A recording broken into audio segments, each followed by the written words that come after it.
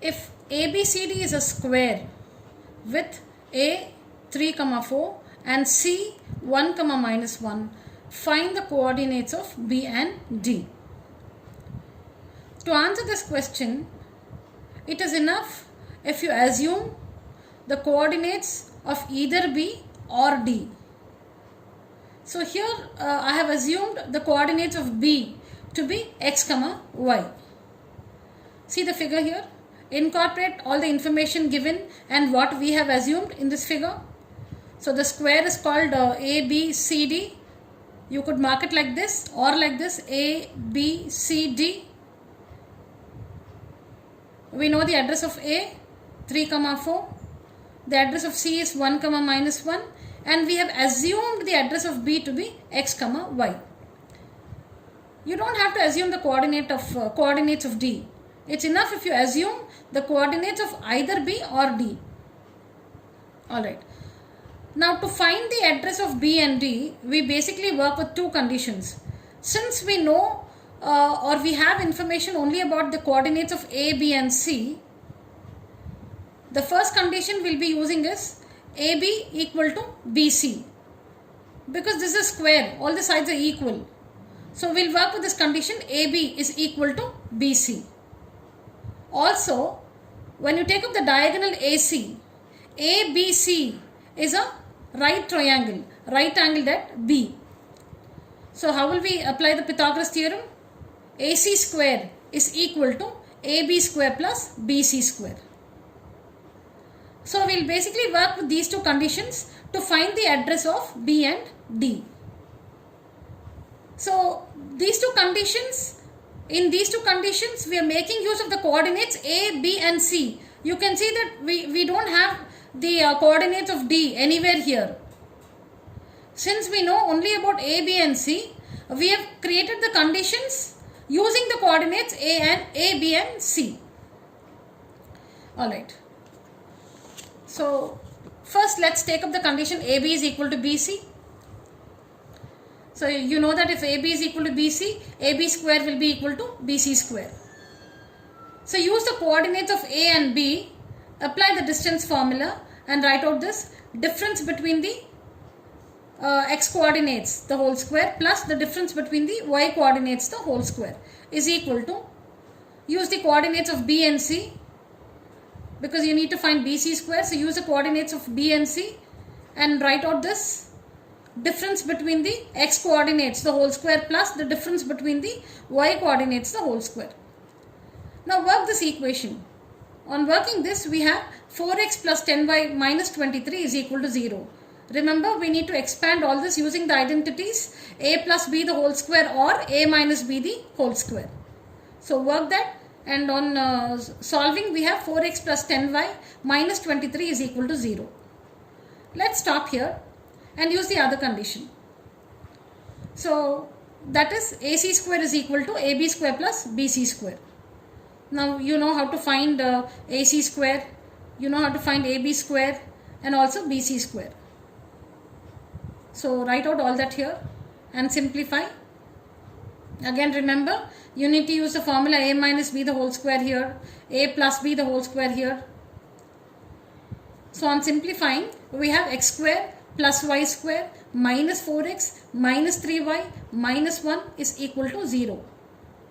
So this is a quadratic equation in two variables x and y. But what do we have here? We have a linear equation in two variables x and y. So now you know that the only method to solve these two equations is by the substitution method. So what we do? We go back to this equation, we write y in terms of x. You could also write x in terms of y. I have written y in terms of x. Call it 1.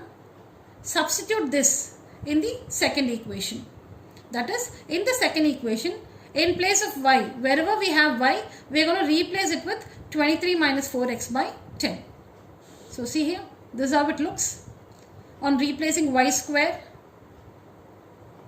we have 23 minus 4x by 10 the whole square. And here we have y minus 3y. So it's going to be minus 3 into the value of y is 23 minus 4x by 10. So we have y in these two places. We have y square here and y here. So on substituting, you see that the entire equation has only one variable x. So at this point, we know that when this equation has only one variable x, it's easy to solve and find the value of x.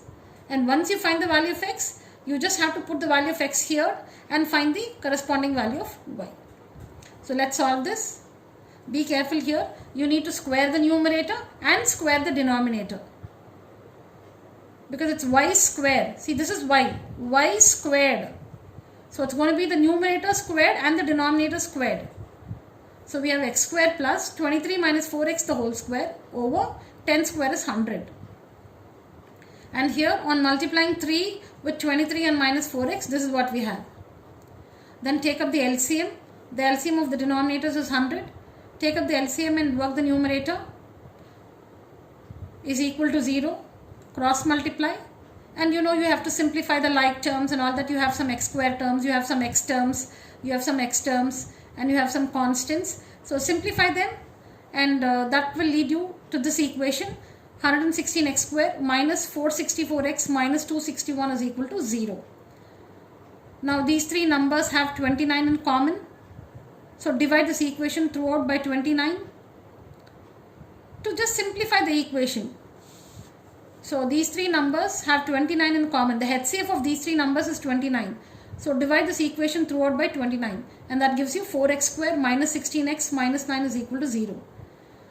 Now since the numbers are small, you can try to factorize this or solve this by splitting the middle term. If you are not able to find the factors, you can always use the quadratic formula. So here I have worked it by splitting the middle term. On solving this, we have x is equal to 9 by 2 or x is equal to minus 1 by 2. So we have two values for x. Let's find the corresponding values of y by substituting the values of x in this equation. So we know that y is equal to 23 minus 4x by 10. See here, substitute x is equal to 9 by 2 in equation 1. So we have y is equal to 23 minus 4x. 4 into, what is the value of x? 9 by 2. It's not the whole square here. X is equal to 9 by 2. Kindly don't mistake this to be a square. It's y is equal to 23 minus 4 into 9 by 2 divided by 10. On working this, y is equal to 1 by 2. So which means when x is equal to 9 by 2, y is 1 by 2. Alright. Now we also have x is equal to minus 1 by 2. Let's find the corresponding value of y. So when x is minus 1 by 2, y is equal to 23 minus 4 into x. So 4 into minus 1 by 2 over 10. This gives us y is equal to 5 by 2. Which means when x is minus 1 by 2, y is 5 by 2. So what do we have here? Well, we have two sets of addresses. So how are we going to finish the answer? How are we going to conclude? If B takes this address, then D will take this address. Or if B takes this address, D will take this address. So that's what you see here.